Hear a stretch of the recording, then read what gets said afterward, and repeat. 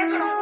அதை அழகா என் மார் மீத தோல் மீது நான் வளர்க்கணும். அக்கா அம்மாடி என்னக்கா வார்த்தை வைக்கின்றீங்க? 10 வருஷமா உங்களுக்கே பிறக்காத குழந்தை என் வயசுல மட்டும் அப்படியே பூலுக்கு போந்துட்டான்.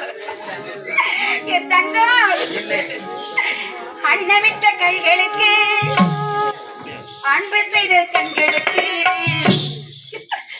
உன்னை விட்டு போவதற்கு உள்ளமில்லை உள்ளமில்லை மகளே.